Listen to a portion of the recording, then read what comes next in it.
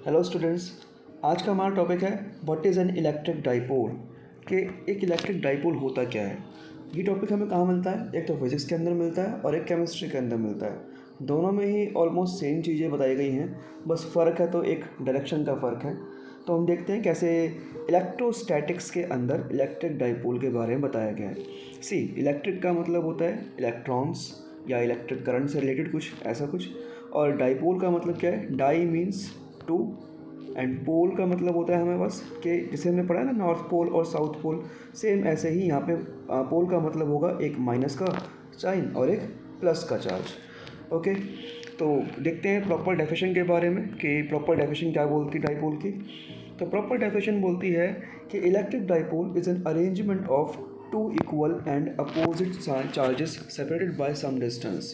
Please note that यहाँ पे इसका मतलब क्या है कि मान लीजिए हमारे पास एक नेगेटिव चार्ज है जिसको मैं यहाँ पे रेड डॉट से दिखा रहा हूँ, रेड सर्कल से। एक हमारे पास पॉजिटिव चार्ज है और ये दोनों चार्जेस कुछ डिस्टेंस अपार्ट है।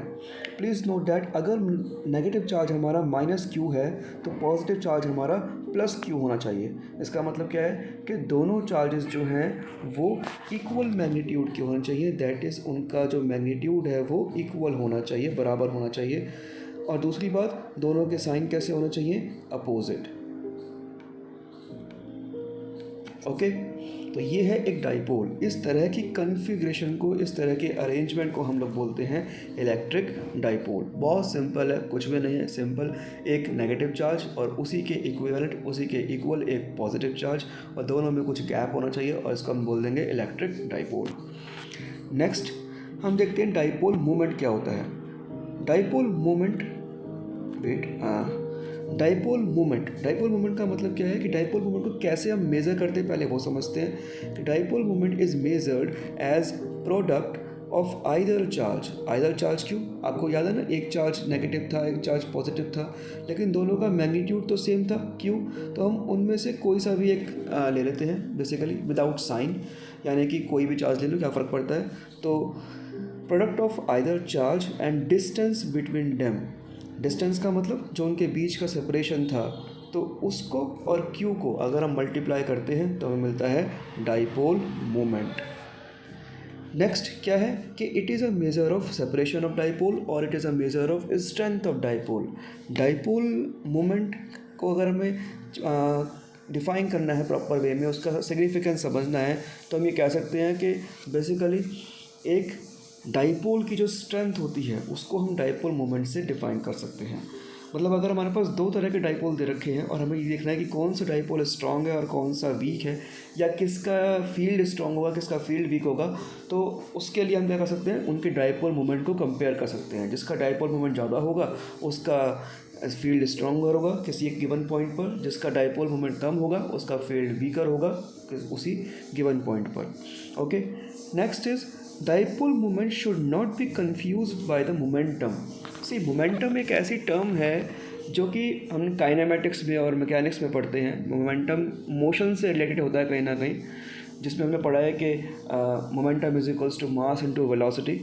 लेकिन डाइपोल मोमेंट कोई मूवमेंट से लेकर कोई मोशन से रिलेटेड टर्म नहीं है, वो तो सिंपली एक प्रोडक्ट है चार्ज का और उनके बीच के सेपरेशन का। तो moment, dipole moment is not equal to dipole momentum. Okay, next is it is a vector quantity. That is अगर आपको इसको डिफाइन करना है तो आपको एक चाहिए मैग्नीट्यूड और साथ में आपको चाहिए direction. Okay, magnitude plus direction दोनों चीज़ चाहिए, तब जाके आप एक डाइपोल मोमेंट को कम्प्लीटली डिफाइन कर सकते हैं। नेक्स्ट, इसकी एसआई यूनिट क्या होती है, किस में इसको मेज़र करते हैं। सी, डाइपोल के बारे में अगर हम देखें तो डाइपोल मोमेंट कैसे बताया था कि product of charge and distance between them. Charge की यूनिट होती है कूलम और डिस्टेंस की होती है मीटर। तो डाइपोल मोमेंट की जो एसआई यूनिट होती है वो होती है coulomb metre. Okay, next is formula कि डाइपोल मोमेंट का फार्मूला क्या होता है। तो मैं अपने आपको फिर से एक बार रिपीट करना चाहूँगा कि हमने पढ़ा था कि होता क्या है डाइपोल मोमेंट, कि charge into separation between them.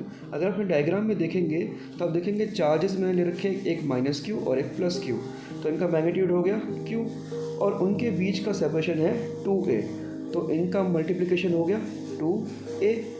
Q into 2a, और इसी चीज़ को हम लोग बोलते हैं डाइपोल मोमेंट। डाइपोल मोमेंट का सिंबल जो है जिससे इसको रिप्रेजेंट करते हैं वो है P। तो P के थ्रू हम डाइपोल मोमेंट को रिप्रेजेंट करते हैं।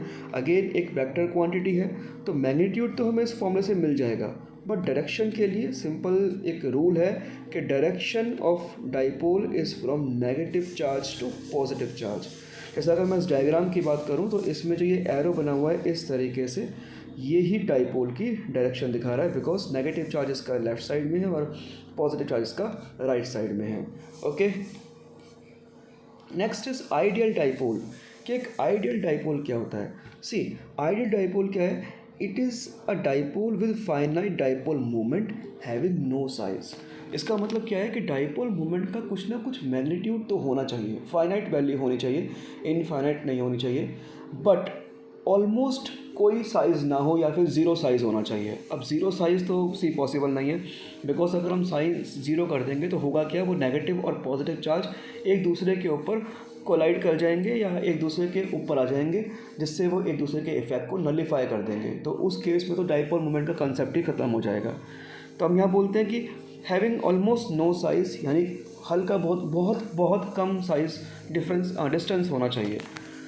तो ideal dipole has a very very large charges, ताकि उनका जो मैग्नीट्यूड है वो फाइनाइट आ जाए, और separated by very very small distance. See, distance बहुत बहुत कम होता है। अगर आपको एक आइडियल डाइपोल समझना है कि किस तरह का होता है, तो आप इस पिक्चर को ध्यान से देख सकते हैं। इस पिक्चर में आप देखेंगे कि एक मॉलिक्यूल है, इसको लिखा हुआ है polar molecule.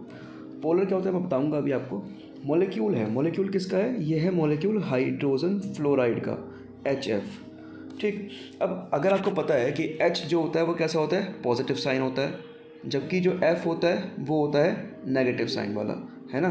That is H एक इस मॉलिक्यूल के अंदर जो H है वो एक कैटायन बना रहा है, पॉजिटिव आयन बना रहा है, जबकि जो F है वो एक एनायन बना रहा है, नेगेटिव आयन बना रहा है। ठीक, अगर आप ध्यान से देखेंगे तो यहाँ पे देखिए H और F के बीच में थोड़ा सा गैप है, डिस्टेंस है।